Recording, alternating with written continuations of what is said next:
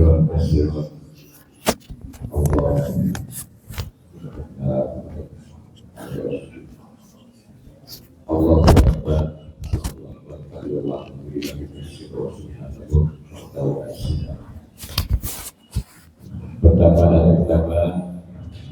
marilah kita bersyukur kepada Allah Subhanahu wa taala dengan mengucapkan alhamdulillahirabbil alamin, bersalawat kepada Muhammad sallallahu alaihi wasallam dengan mengucapkan Allahumma sholli ala sayyidina Muhammad wa ala ali sayyidina Muhammad. Al-Mukarram dan Enggal, Bapak-bapak, Ibu-ibu, para jemaah subuh. Alhamdulillah pada pagi hari ini kita akan mendoakan jemaah kita yang akan melakukan ibadah haji dan DKM fasilitasi dan wali musyawarah. Mudah-mudahan kita doakan agar ibadah hajinya dilancarkan dan diberikan kesehatan. Untuk itu pada pagi hari ini caranya pertama mungkin nanti kajian yang mungkin sangat relevan sekali nanti dengan Bapak, dengan Ibu yang akan menjalankan ibadah haji, dan mudah-mudahan ini akan menjadi pembekalan melaksanakan ibadah haji nanti. Adapun pertama mungkin pembukaan tadi saya sudah sampaikan. Kedua kajian yang mungkin akan mengangkat tema yaitu fikih ibadah haji, dan yang ketiga kita ada doa dan pimpin langsung oleh Ustaz Bulan Enggal, dan nanti setelah doa mungkin ada kata pamit ataupun ini dari perwakilan jemaah yang melaksanakan ibadah haji, dan setelah itu penutup dan ramah-ramah. Mungkin ada pun yang akan berangkat menunaikan ibadah haji pada tahun ini, jemaah Al-Kausar. Yang pertama dari RT 03 Ibu Sri Meta binti Hasbi. Yang kedua Bapak Muhammad Ali bin Muhammad terus Asmiansa. Dari RT 2 pertama Ibu Eka Deliana binti Haji Herman Taufik. Yang kedua Bapak Diki Reza Jerestian. Yang ketiga Dodi Boy bin Herawan Iskandar. Dan yang keenam Ibu Sri S. Nur Kawati binti Haji Asyari. Mungkin itu yang saya sampaikan. Selanjutnya persilakan Pak Ustaz Eka untuk menyampaikan tausiah untuk kajian. Terima kasih.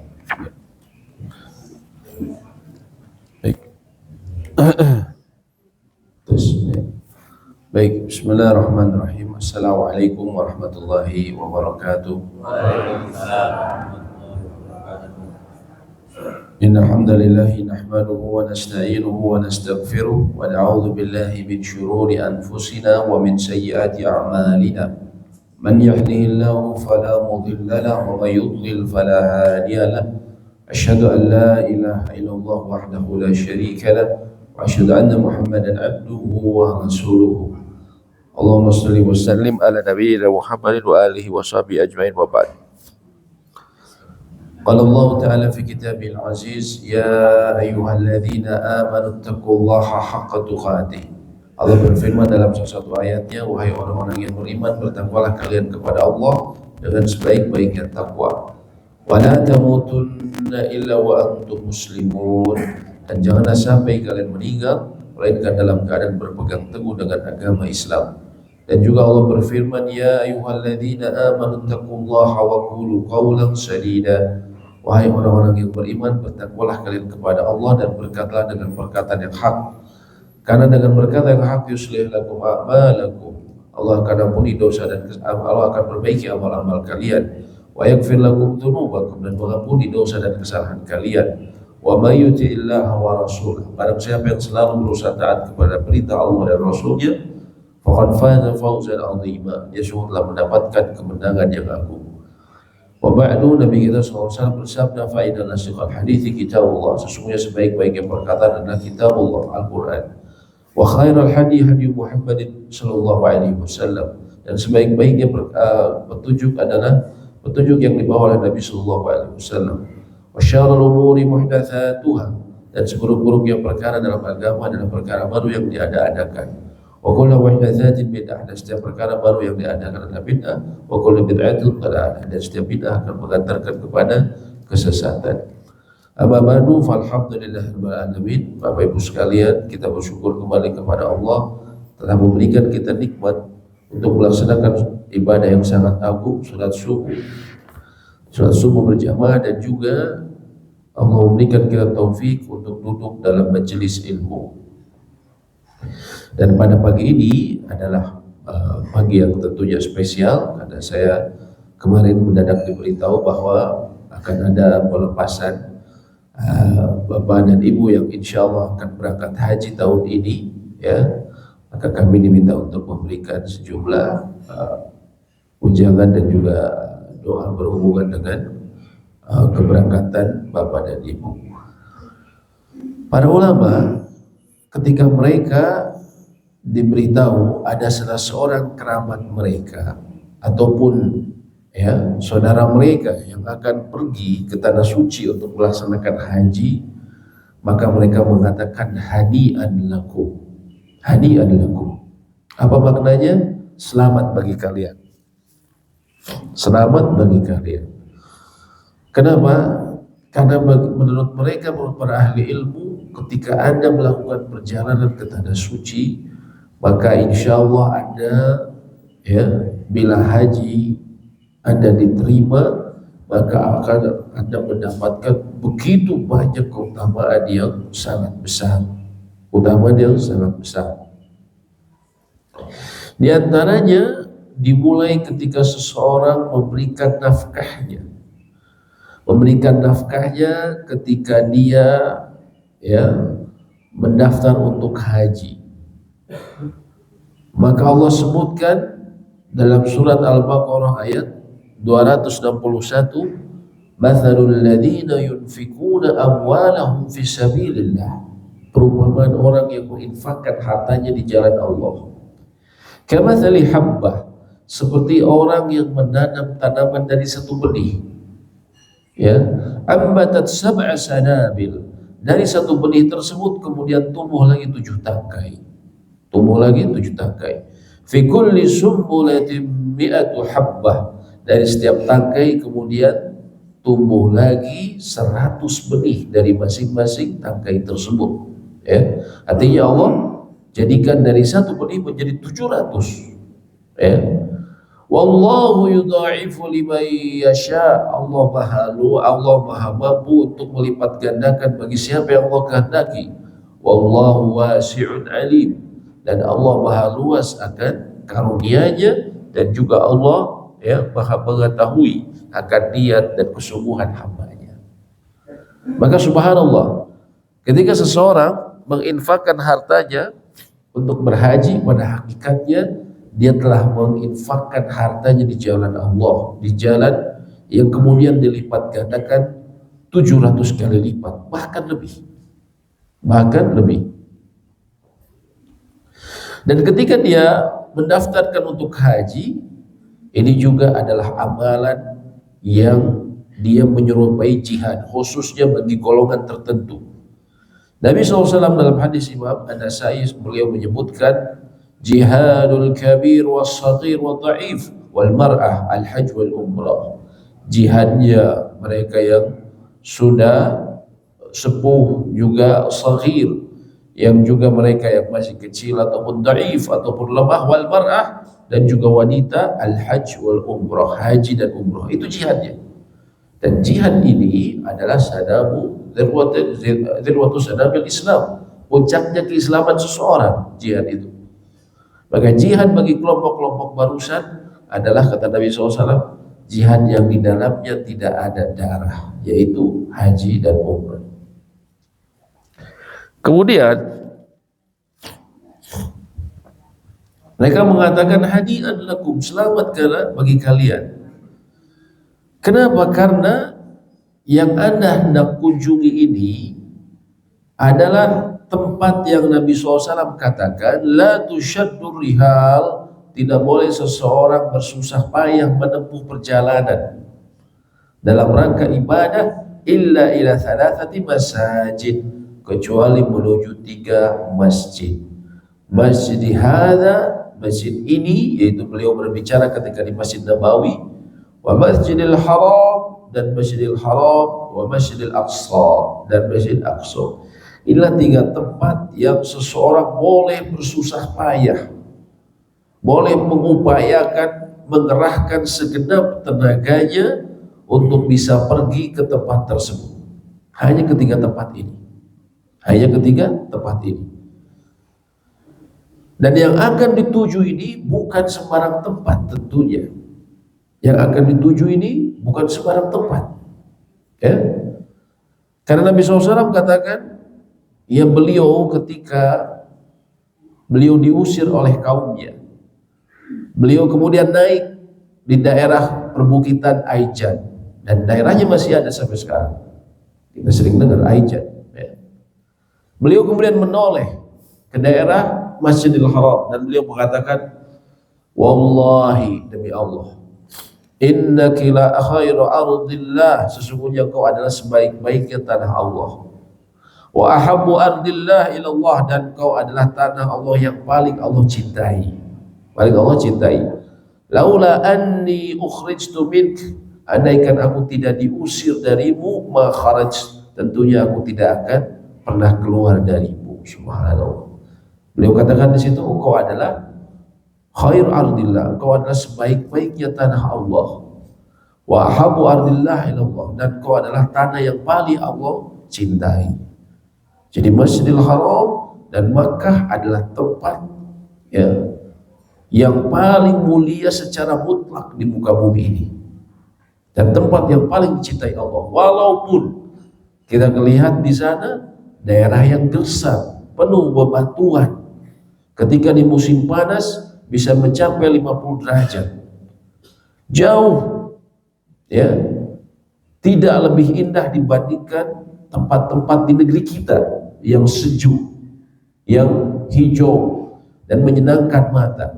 Namun di sisi Allah, Allah memilihnya sebagai asyraful buqah, ya, tempat yang paling mulia.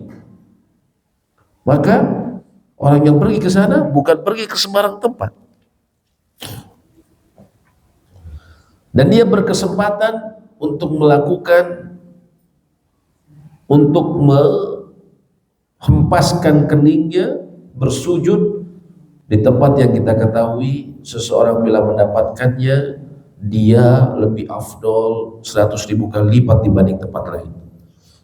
Nabi SAW mengatakan, sholatu fi masjidi hada, sholat di masjid ini, yaitu ketika beliau di Masjid Nabawi, afdalu min alfi sholatin fi ma siwah, lebih afdal dibandingkan sholat 1000 kali di tempat selain masjid ini.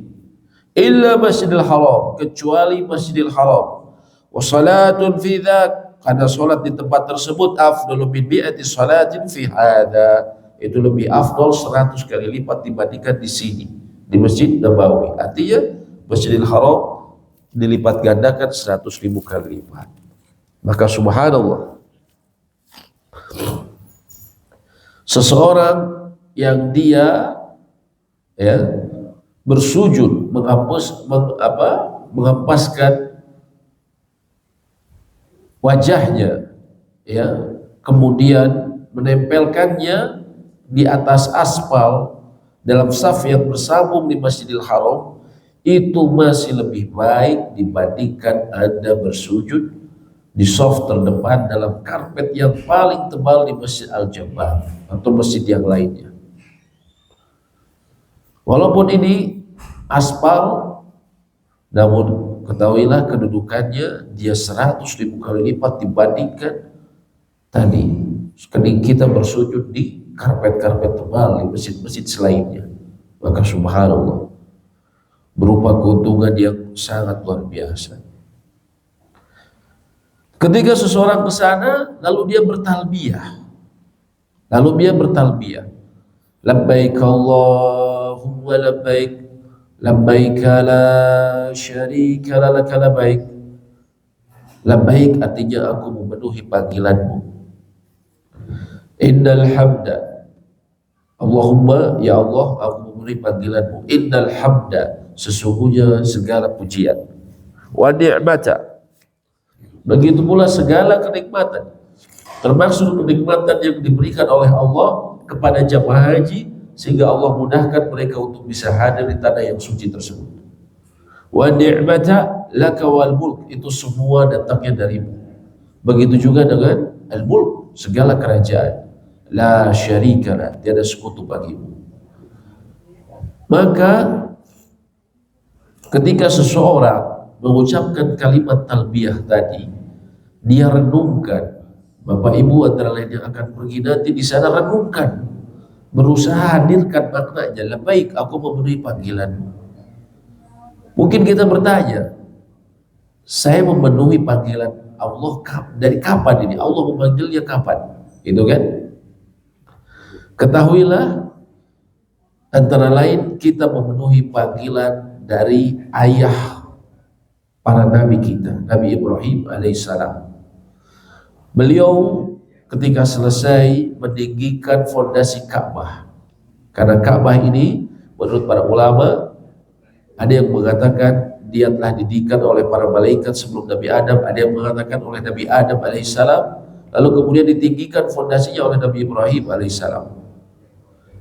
Kemudian Allah memerintahkan Nabi Ibrahim, wa adzin fin nasi bil hajj, dan perintahkanlah kepada manusia untuk berhaji. Ya'tuka rijalan wa 'ala kulli dhamirin ya'tina bi kulli fajjin amin. Maka mereka akan datang kepadamu dengan berjalan kaki ataupun di atas unta yang menjadi kurus karena perjalanan mereka yang jauh dari tempat yang dari segala penjuru bumi. Ya, Allah sebutkan dalam surat Al-Hajj ayat 27. Adzin finnas.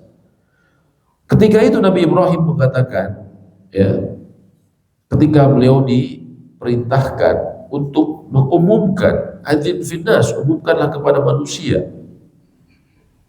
Ya, beliau mengatakan, ya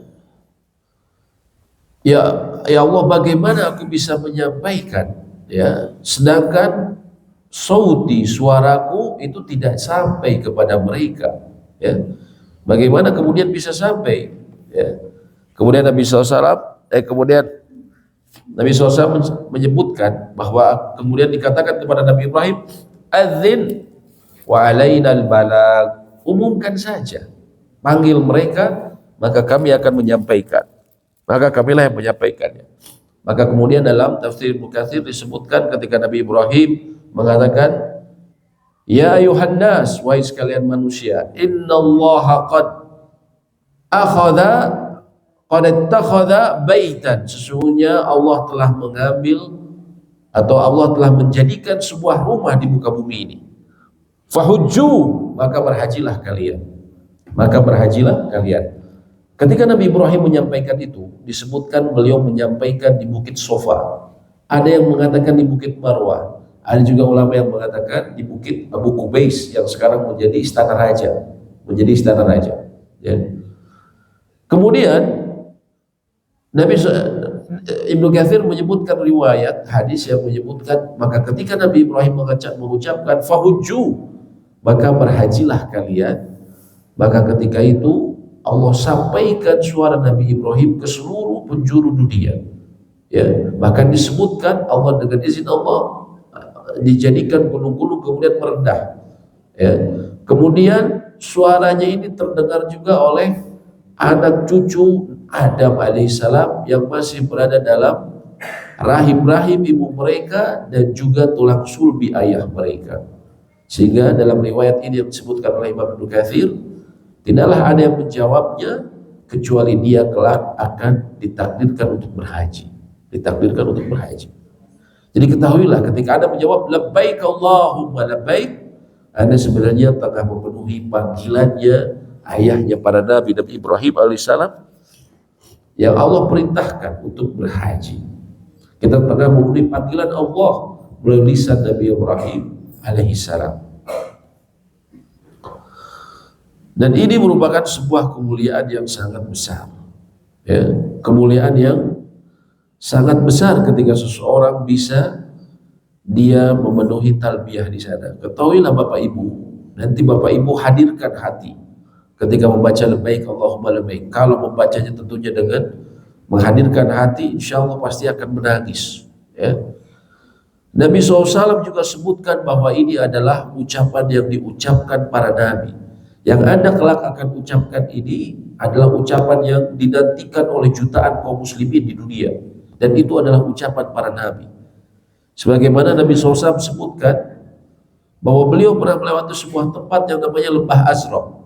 Beliau bertanya kepada para sahabat, lembah apakah ini? Para sahabat menjawab, ini adalah Lembah Azraq.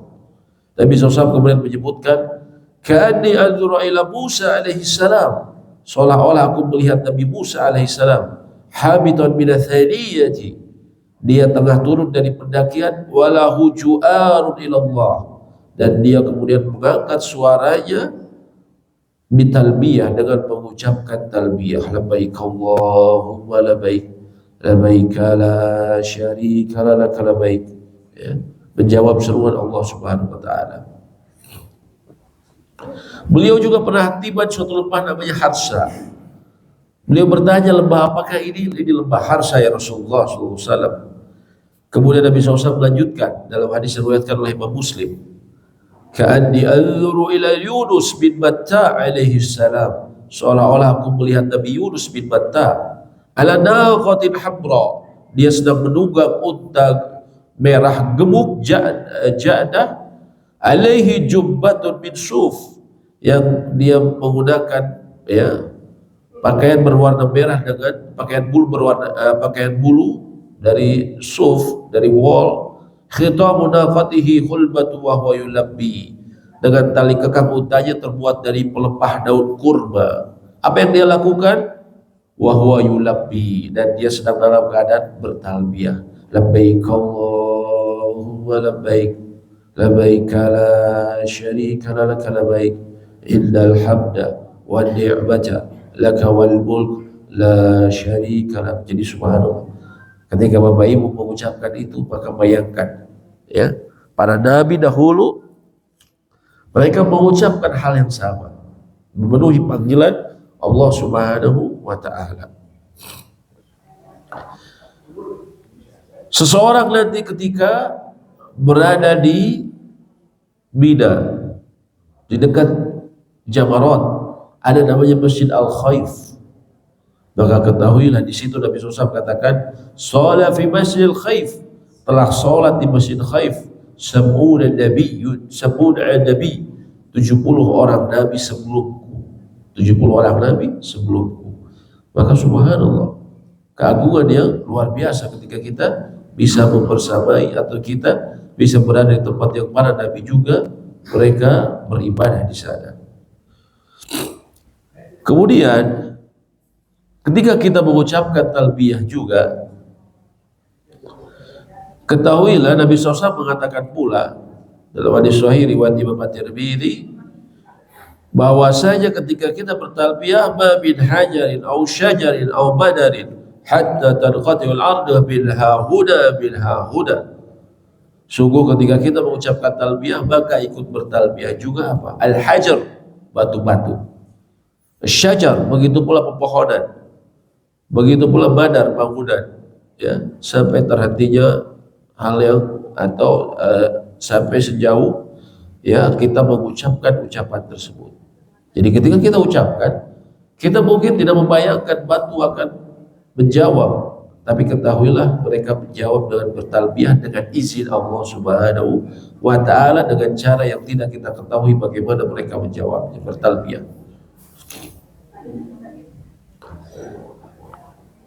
Lalu juga Bapak Ibu sekalian, ketahuilah bahwa berhaji juga memiliki fadilah yang luar biasa.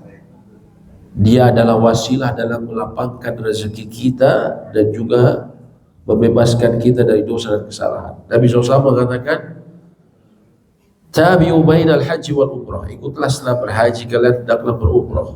atau berkesinambunganlah bila memiliki kemampuan. Fa'innahuma, karena keduanya yanfiyanil faqr wa dzunub, menghilangkan dosa-dosa dan juga kefakiran. Sebagaimana al-kir yanfi khabathal hadid wa dhahab wal fiddah.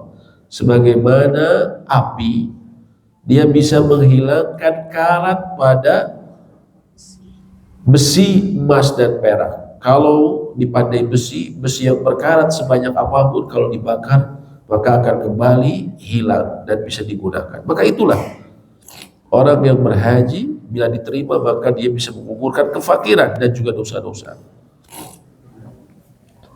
Ketika Anda berada di Arafah tanggal 9 yang merupakan puncak haji, al-hajju Arafah, kata Nabi SAW. Nabi SAW mengatakan, ma min yaumin aktsara min an ya'tika Allahu fi abdan. Tidak ada hari yang pada hari tersebut Allah lebih banyak membebaskan seseorang dari api neraka min yaumi Arafah, dibanding hari Arafah.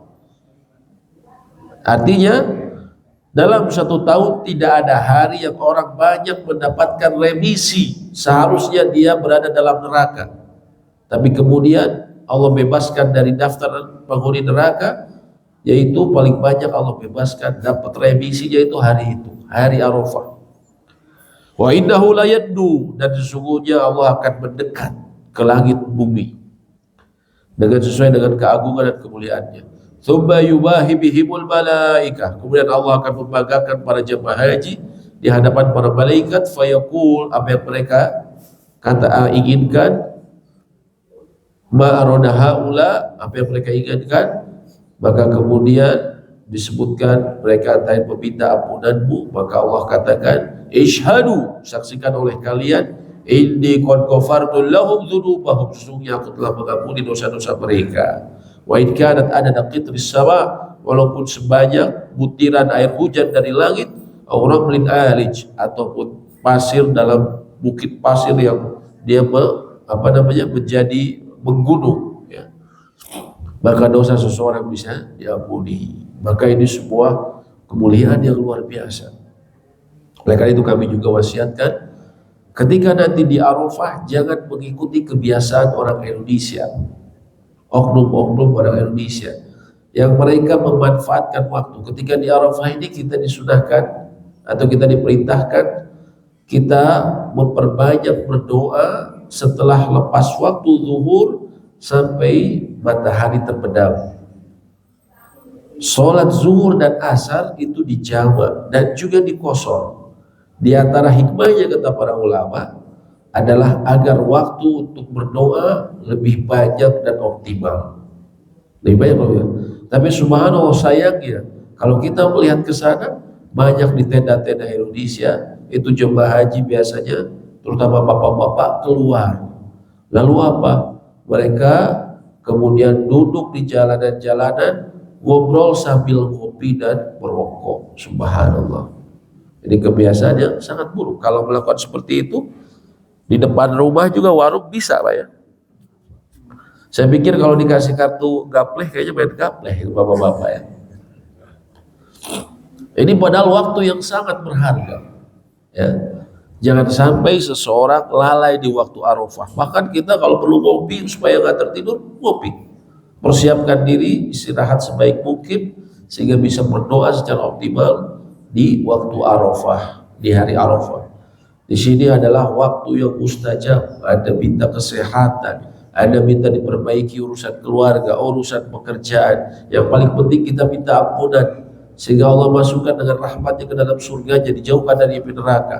Itu terus diulang-ulang, dioptimalkan untuk berdoa di sana. Ya. Karena nanti malamnya juga setelah itu pada maghrib kita akan ke Musdalifah, jemaah haji akan ke Musdalifah, lalu menginap di sana. Bagi mereka yang tidak memiliki uzur, adapun yang memiliki uzur, dia minimal berusaha sampai tengah malam. Ya. Lalu kemudian nanti tanggal 10-nya, ya, setelah di Musdalifah menginap, setelah subuh maka kita disunahkan tidak langsung pergi, tapi sampai menjelang matahari terbit kita memperbanyak doa dan zikir. Setelah itu baru kita berjalan menuju Jamarot untuk lempar jumroh. Ya. untuk melempar di Jumratul Aqabah, ya. Dan ini membutuhkan fisik yang luar biasa karena dari Musdalifah menuju lempar jamrat ini jaraknya lumayan. Kemudian setelah itu, ya, kita setelah melempar jamrah, kita diperintahkan untuk memotong hadyu. Indonesia biasanya hajinya haji tamattu, ya, yang dia harus memotong hadyu, memotong kambing. Hadyu ini biasanya diwakilkan, ya. Namun tidak terbatas harus satu kambing, bisa lebih. Bahkan Nabi SAW disebutkan beliau memotong 100 ekor unta.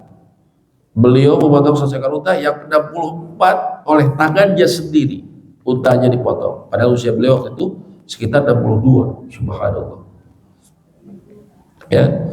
Artinya kalau Anda memiliki keluasan harta, jangan cuma potong satu. Ya, lebihkan saja. Kalau memang memiliki keluasan harta.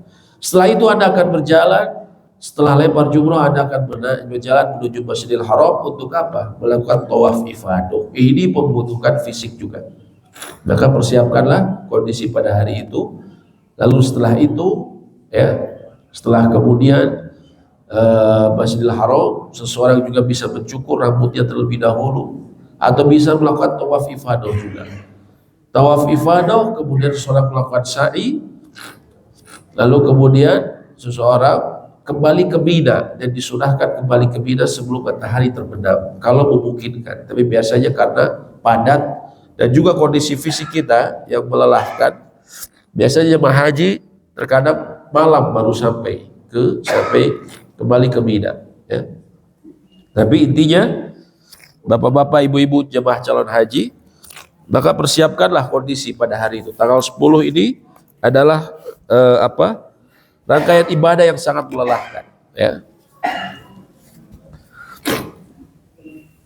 Kemudian nanti tanggal 11, 12, dan 13 tentunya kondisinya lebih ringan, yaitu kita hanya dari penginapan menuju Jamarot untuk melemparkan jumrah,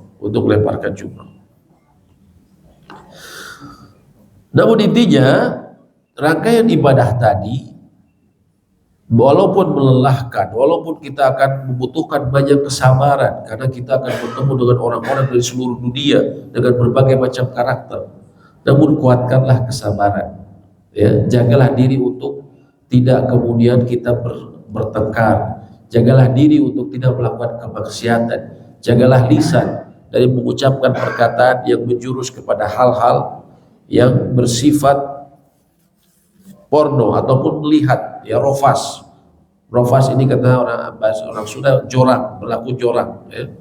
Berusaha hindari seperti itu, maka insya Allah pahala yang Allah janjikan begitu agung. Dan juga para ulama katakan di antara wasiat ketika seseorang akan pergi haji, kuatkanlah antara lain dua syarat ibadah, ya. Yaitu apa? Ikhlas. Dan juga yang kedua adalah mutaba'ah, mengikuti sunnah Nabi SAW. Ikhlas, pertama kita lihat lagi kepada hati kita. Lihat lagi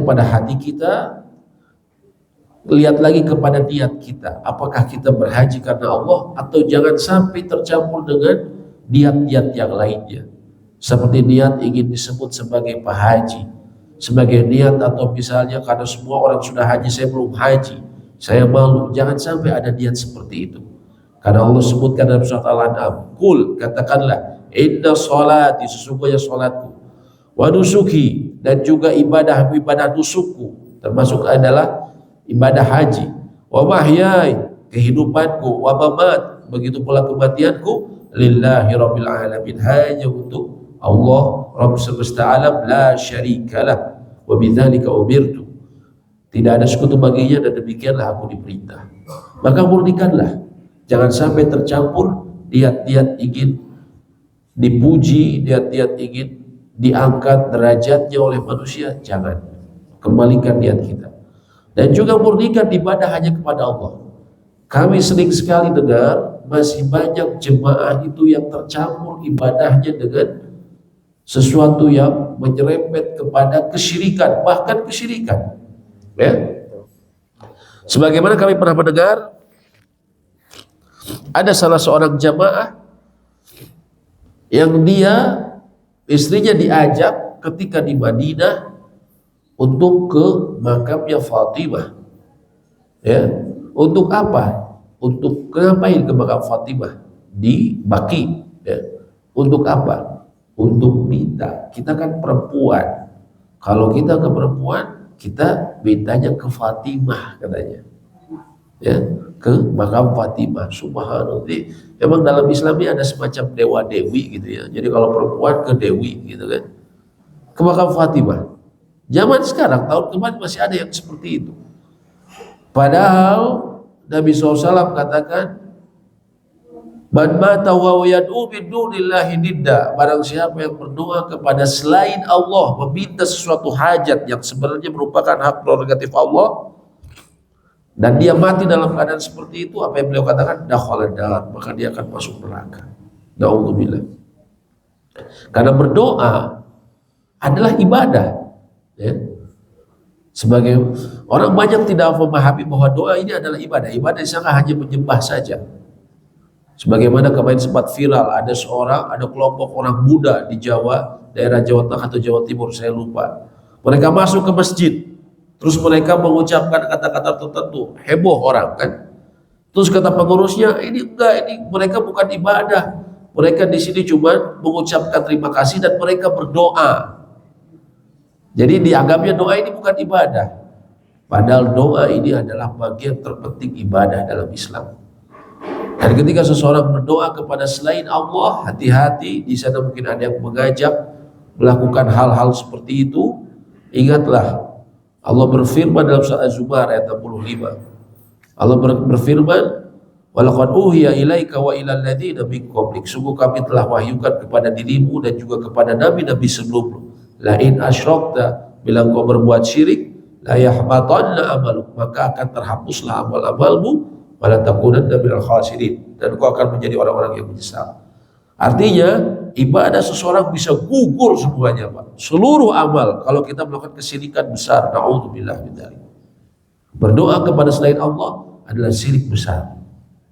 Berdoa kepada Nabi Muhammad SAW, meminta kepada beliau juga merupakan syirik besar. Karena doa hanya ditujukan bagi Allah. Dan itu masih banyak jemaah haji dari berbagai negara, ya, yang melakukan berdoa kepada Nabi SAW. Sebagaimana saya pernah cerita ya di sini. Mungkin saya lupa saya pernah cerita atau tidak. Saya pernah ketemu dengan seseorang yang sudah haji 3 kali, umroh berkali-kali, belasan kali. Terus dia bilang ke saya, ente kalau nggak punya uang, ente datang ke makam Nabi. Ngapain, kata saya. Dia orang sudah umroh belasan kali, haji 3 kali, semuanya dengan backpackeran, Pak, pakai visa ziarah. Ya. Ente datang ke makam Nabi, ngapain, Pak? Ente bilang di sana, wahai Nabi, beri saya ongkos ke Indonesia. Subhanallah. Ya. Disuruh minta ke Nabi tiket Saudi untuk pulang ke Indonesia.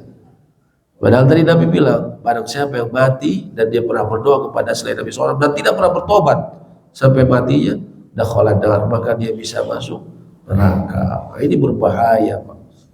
Nah, kita harus pelajari masalah akidah ini. Jadi hati-hati, ya, walaupun di sana kita semua mengucapkan kalimat talbiyah, tapi masih ada praktek-praktek seperti itu. Ya, jangan kita terbawa oleh seperti itu. Ya. Baik dari jemaah haji Indonesia ataupun yang selain Indonesia. Kemudian kita al-mutabah, syarat diterimanya ibadah yang kedua adalah mengikuti petunjuk Nabi SAW. Berusaha terus ikuti, berusaha terus baca referensi, ya, agar kita berusaha ibadah kita menepati contoh Nabi SAW, tuntunan Nabi SAW. Ya. Maka bila itu dilakukan, semoga jemaah haji kemudian bisa mendapatkan janji Nabi SAW. Dia akan kembali ke kampung halamannya kayaumin waladathu ummuh, seperti hari ketika dia dilahirkan oleh ibunya. Artinya bersih, Pak, bersih dari dosa dan kesalahan, ya. Itu sebuah keagungan yang luar biasa. Oleh karena itu, itulah hal-hal yang harus diperhatikan. Dan juga haji ini kita ketahui dia menjadi sebab dosa-dosa besar dihapuskan, dosa besar dan dosa kecil.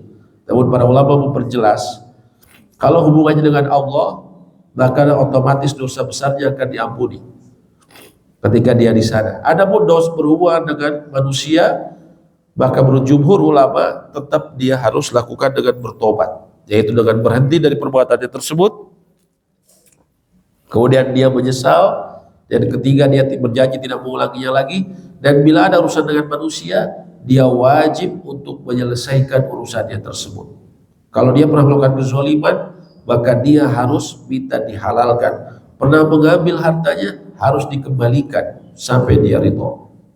Ya, kalau dia akhirnya ridho, maka insya Allah semua dosa jemaah haji ini benar-benar akan diampuni, baik berhubungan dengan manusia, apalagi berhubungan dengan Allah. Ya. Itulah diantara wasiat yang disebutkan para ulama ketika seseorang hendak berpergian untuk haji, yaitu hendaklah dia diantara yang paling utama mengikhlaskan ibadah, dia bertobat sebelum safar, dia memperbanyak tobat, memperbaiki apabila ada hubungannya dengan manusia, lalu kemudian dia mengikhlaskan niatnya, dia kembalikan niatnya, dan yang kedua berusaha terus menetapi petunjuk dan tuntunan baginda Nabi Muhammad Sallallahu Alaihi Wasallam. Demikian yang mungkin bisa kami sampaikan, ya. Seraya memohon kepada Allah agar semua jemaah haji, khususnya jemaah haji dari warga RW di sini, Allah mudahkan, Allah berikan kelapangan, Allah berikan kesehatan, ya, dan juga Allah berikan keutamaan-keutamaan yang dijanjikan oleh Nabi SAW. Dan yang jangan lupa ibadah hati di sana.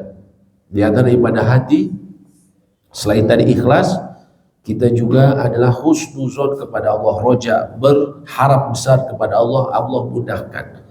Jangan sampai berpikiran, aduh saya punya sakit ini, kayaknya di sana susah begini dan begitu. Jangan. Selalu niatkan insya Allah Allah mudahkan. Karena Allah berfirman dalam hadis qudsi, ada inna dhanni abdi bi, aku bersama prasangka hambaku terhadapku. Fa idza dhanna bi khaira, bila dia prasangka baik padaku, fala, maka bagi dia ketetapan yang baik. Fa idza dhanna bi syarra, bila dia prasangka buruk kepadaku, oh saya akan begini begitu, maka bagi dia ketetapan yang buruk. Maka jangan sampai prasangka buruk, ya. Kemudian juga bertawakal, serahkan urusan kita kepada Allah. Setelah kita menempuh jalan-jalan, ya, untuk kemudahan, jalan-jalan untuk, ya, kesuksesan dalam haji kita, kita serahkan hati kita kepada Allah. Allah yang memberi kemudahan. Dan juga jangan lupa bersabar. Dalam jemaah itu pasti akan ada yang orang-orang yang mungkin merugikan kita, atau misalnya dia lambat, semua udah siap, kadang kita kesel, atau bisa jadi dia repot, ya, sehingga kemudian mempersulit jemaah yang lain, kondisinya repot. Sabar dan berusaha menolong saudara-saudara kita yang kesulitan. Ingat bahwa Nabi SAW bersabda, Allahu fi auni abdi madamal abdu fi auni akhi. Allah itu senantiasa menolong seorang hamba selama hambanya tersebut menolong saudaranya. Jadi dengan menolong saudara kita di sana, insya Allah Allah akan tolong Anda. Allah akan tolong Anda. Ya. Wallahu a'lam bishawab. Demikian saya kembalikan kepada Bapak. Terima kasih itu yang disampaikan oleh para ustaz kita, yang disampaikan itu tentang haji yang akan dilaksanakan oleh ibu dan bapak. Dan begitu persilakan Pak Ustaz untuk berdoa, dan nanti ada perwakilan dari jamaah yang berkaitan kepada haji untuk memberikan atas patah dua kata. Baik. Ya Arhamar Rahimin, Ya Ghafurur Rahim, Ya Razzaq Ya Wahhab, Ya Dzul Jalali wal Ikram. Allahumma shalli wa sallim ala nabiyyina Muhammadin wa alihi washabbihi ajma'in. Ya Rabb, Allahumma inna nas'aluka al-huda wa tuqa wal afafa wal ghina. Ya Allah, sesungguhnya kami selalu memohon hidayah dan juga ketakwaan, wal afafa, dan kesucian jiwa, wal ghina, dan kekayaan jiwa yang sebenarnya. Allahumma yassir umura hujajina, Allahumma yassir umura hujajina. Ya Allah, mudahkanlah semua urusan jemaah haji kami. Mudahkanlah mereka berikanlah mereka kesehatan, berikanlah mereka kekuatan, dan berikanlah mereka taufik dan petunjuk untuk melaksanakan ibadah-ibadah terbaikmu, untuk melaksanakan ibadah-ibadah yang ikhlas, melaksanakan karenamu ya Allah, dan mengikuti sunnah Nabi Sallallahu Alaihi Wasallam. Mudahkanlah mereka dan juga berikanlah mereka kekuatan dan kesehatan, dan jadikanlah haji-haji mereka adalah haji yang diterima di sisimu ya Rabb, ya Arhamar Rahimin, ya Ghafurur Rahim. Jadikanlah haji mereka adalah haji yang mabrur, haji yang Engkau janjikan akan kembali ke tanah air mereka kayaumin waladatuhu ummuh, sebagaimana hari ketika mereka dilahirkan oleh ibu mereka. Jadikanlah mereka orang-orang yang mendapatkan fadilah tersebut, dan jadikanlah mereka menjadikan barokah bagi keluarga yang kemudian ditinggalkan, mendatangkan kebaikan bagi kemudian ketika mereka kembali semua kepada keluarganya ya Arhamar Rahimin. Allahumma barik fi safarihim, Allahumma yasir fi safarihim ya Rabb, warzuqna, dan juga berikanlah kami rezeki ya Rabb, mereka yang belum berhaji, sebagian kami yang belum berhaji, untuk Engkau berikan haji Allah, untuk berikan kesempatan untuk ke tanah sucimu, untuk melaksanakan haji bersama kami dan bersama keluarga-keluarga kami. Amin ya rabbal alamin. Rabbana la tuzigh qulubana ba'da idh hadaytana wa hab lana min ladunka rahmah innaka antal wahhab. Rabbana atina fid dunya hasanah wa fil akhirati hasanah wa qina adzabannar. Amin ya rabbal alamin. Maka dipersilakan kira bukan patah sebuah patah kata. Ada? Ibu, Bapak? Ada? Kalau tidak ada, Pak? Kalau tidak ada, mungkin kami pengurus DKM dan jemaah Al-Kausar juga turut mendoakan agar Bapak berusaha. Ibu nanti lah berdua aja dulu, bapak-bapak ini kan ada kalau mau sebab nggak usah. Kami atas nama pengurus DKM dan jemaah Kausan yang akan berangkat ibadah haji dilancarkan untuk selama ibadahnya dan selalu diberikan kesehatan dan bisa kembali lagi ke tanah air, khususnya ke Atamadi dengan keadaan sehat dan menjadi haji mabrur dan mabrur. Itu yang bisa kami sampaikan. Itu yang sampaikan, Bu. Mana Bu? Di situ aja katanya Pak. Sikat aja ya.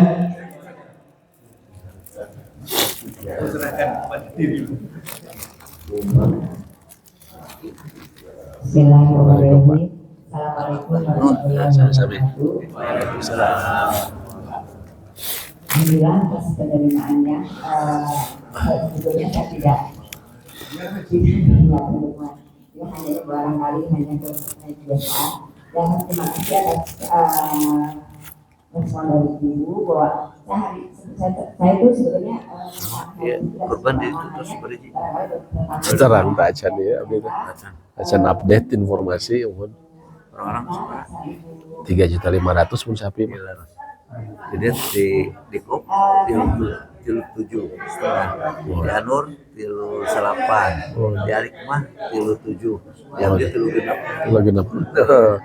Sekitar 35. Naik kelas. Alhamdulillah.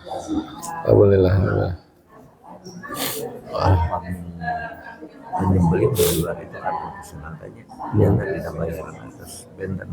Iya, alhamdulillah. Mungkin supaya nanti dia ketua nanti dia ternyata budak itu karena tadi itu kan lah apa cara generasi. Iya, alhamdulillah. Malam 8 dini hari ternyata tadi malam kemarin malam itu ada kabar dimasukkan malahan di tanggal 7 4 saya haji tiba ya kan. Sadir Jamil sakit. Tahu teh? Oh, tahu. Sok dangu tapi tak acan tepat. Jadi saya lebih cepat dari yang seharusnya. Tapi barangkali semuanya ujian ya, jadi kesiapan tadi kata Bapak Haikal, rasanya semua siap apapun yang terjadi. Jadi ketika ada yang seperti ini, orang itu juga di awal sudah diuji barangkali itu pengalaman awal saya barangkali bahwa sudah memiliki banyak sekali kejutan. Dan yang paling hebat lagi saya udah koper gitu ya.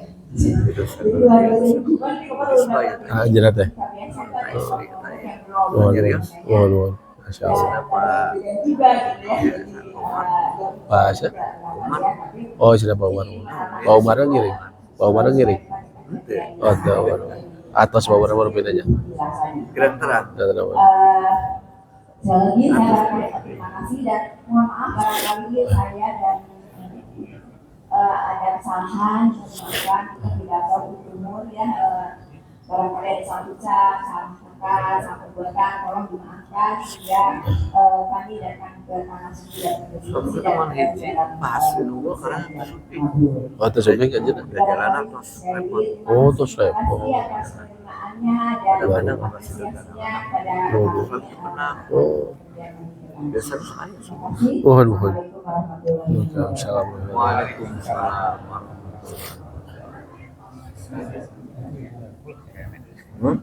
Jadi berbungkul pasir. Terima kasih. Itu ya atas apa yang disampaikan tadi oleh perwakilan lumayan akan menaikkan ibadahnya. Mungkin saya itu sekian. Terima kasih atas perhatian. Mohon maaf atas segala kekurangan. Bila taufik wal hidayah. Assalamualaikum warahmatullahi wabarakatuh. Bapak-bapak silakan ada ibu-ibu juga makan. Pak. Oh, Pak. Kebuktiis. Waduh. Saya mau bapak. Tidak agendakan.